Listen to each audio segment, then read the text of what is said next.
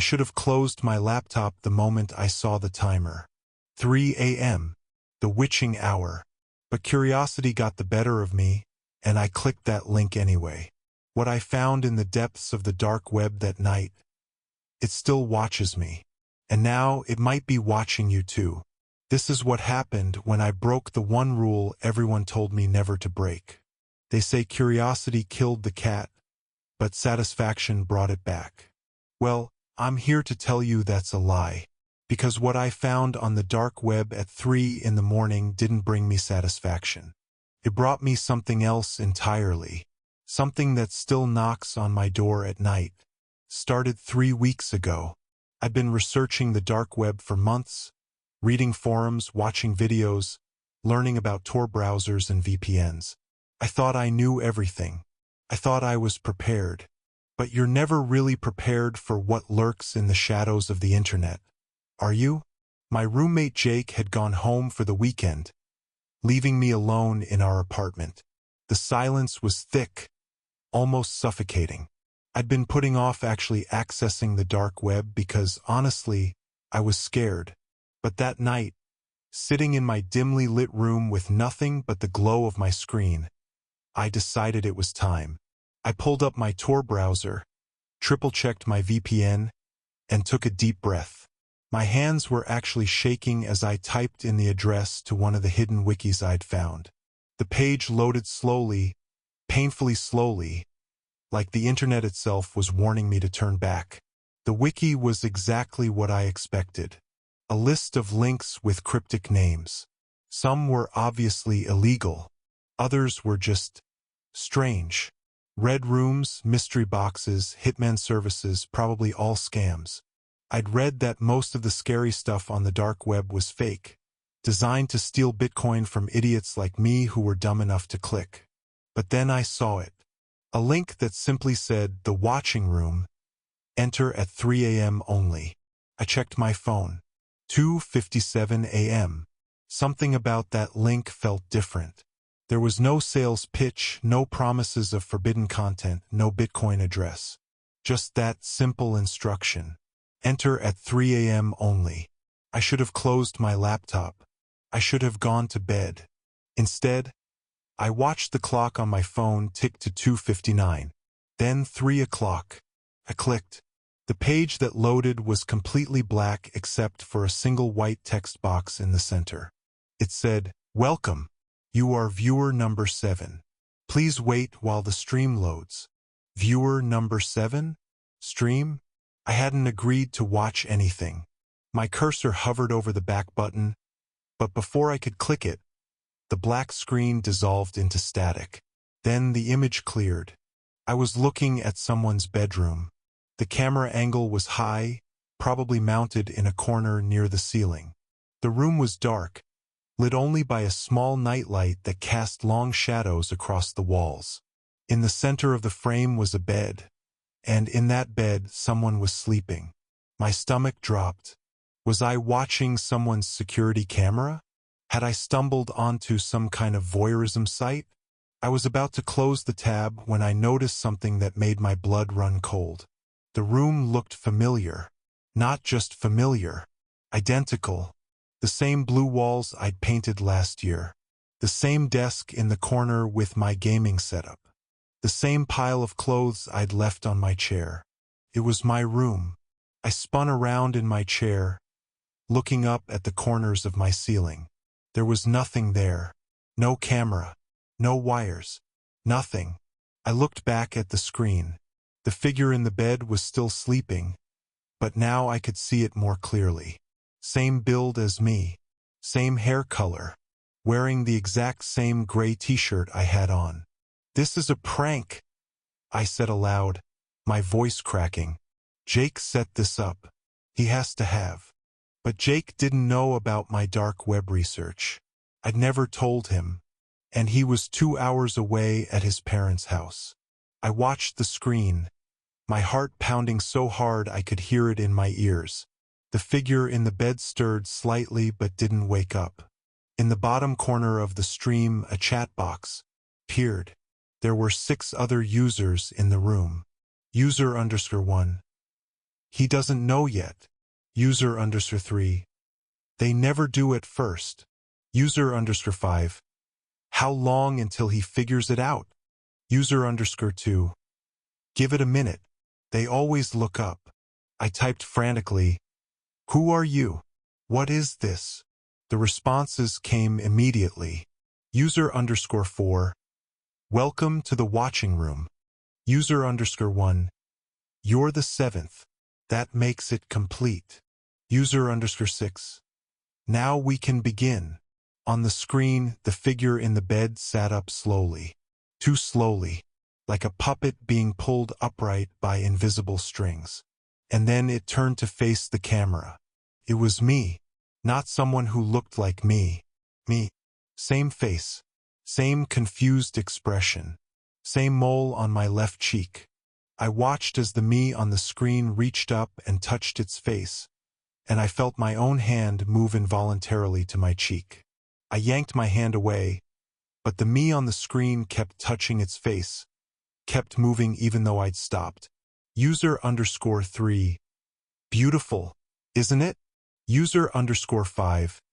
The synchronization is improving. I slammed my laptop shut and jumped back from my desk like it had burst into flames. I stood there in the darkness of my room, breathing hard, trying to rationalize what I'd just seen. It was a deep fake. It had to be. Someone had found my social media, used AI to create a video of me, and was messing with my head. But then I heard it. A knock. 3 slow, deliberate knocks on my bedroom door. "Jake!" I called out even though I knew he wasn't home. Another 3 knocks. Slower this time. I grabbed my phone and turned on the flashlight, pointing it at my door. It was closed, just as I'd left it. Nobody was there. Nobody could be there. I was alone in the apartment. 3 more knocks. But this time they came from inside my closet. I've never considered myself a brave person, but I've also never been one to believe in ghosts or paranormal nonsense. So I walked to that closet, gripped the handle and threw it open. Empty. Just my clothes and shoes and the random junk I'd been meaning to organize for months. But my laptop was open. To shut it. I knew I'd shut it. But there it was on my desk. Lid raised, screen glowing in the darkness. And on that screen, the stream was still playing. The me on the screen was standing now in the middle of the room, staring directly at the camera. Staring at me. And behind it, I could see my closet door opening. I spun around. My rail closet door was closed. When I looked back at the screen, the figure was closer to the camera. Much closer. Close enough that I could see its eyes weren't quite right. They were my eyes, but there was something off about them. Something hollow. The chat erupted with messages. User underscore 1. He sees it now. User underscore 2. The recognition phase. My favorite part. User underscore 4. Soon you'll understand. User underscore 6. You're one of us now. No, I said, reaching for the laptop to close it again. But before I could, every light in my apartment went out. Complete darkness. The kind of darkness that feels alive, that presses against your skin. My phone had died. The laptop screen was the only source of light, casting a sickly glow across my room. On the screen, the figure smiled. I didn't smile, but it did. Then it spoke. "We've been waiting for you," it said with my voice. "Every night at 3 a.m., we're all here, all 7 of us. And now that you've seen us, you'll be here too." "This isn't real," I whispered. "Isn't it?" The figure tilted its head. "Then why can you feel us watching? Why do you feel the weight of 7 pairs of eyes on your back right now?" It was right. I did feel it. That unmistakable sensation of being observed, studied. I turned around slowly, shining my phone's flashlight around the room. Even though it had died. But it hadn't died. It was glowing faintly, just enough to see by. Just enough to see that I wasn't alone. In each corner of my room stood a figure. They were all me. Different versions, maybe from different times. One wore the clothes I'd worn yesterday. Another wore a shirt I'd thrown away months ago. They all stood perfectly still, hands at their sides, watching me with those same hollow eyes. "What do you want?" I asked, and my voice sounded small and pathetic. The me on the laptop screen leaned closer. "Nothing. We're just watching. Like you watched. That's how it works. You watch us, we watch you. And at 3 a.m. the barriers get thin. Thin enough for us to reach through." One of the figures in the corner moved. Just a step. Then another. They were all moving now, slowly converging on me. I backed up against my desk, trapped. "Every night at 3 a.m., the laptop me said, "you'll feel us. You'll see us in reflections, in shadows, in the corner of your eye. Because once you enter the watching room, you never really leave." The figures were almost on me now. I could smell something wrong about them, like ozone and decay.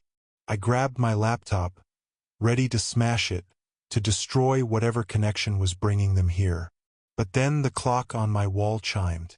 3:30, and just like that, they were gone. All of them. The lights flickered back on. My room was empty and normal. The laptop showed nothing but a black screen with a single message. Stream ended. See you tomorrow at 3 a.m. I didn't sleep that night, or the next night, but it didn't matter, because when 3 a.m. comes, I feel them. Every single night, I feel them gathering in the corners of my room, waiting, watching, and the worst part? Sometimes I catch myself standing in those corners too, staring at my bed, waiting for myself to wake up and see what I've become. I've tried everything. New apartment, new devices. Nothing works. Because I'm not just being watched anymore. I'm one of the watchers now.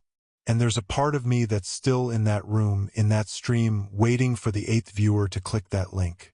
So if you ever find yourself on the dark web at 3 in the morning, and you see a link to the watching room, do me a favor. Close your laptop. Go to bed. Because once you start watching, something starts watching back. And it never stops watching. Even now, as I tell you this story, I can feel them.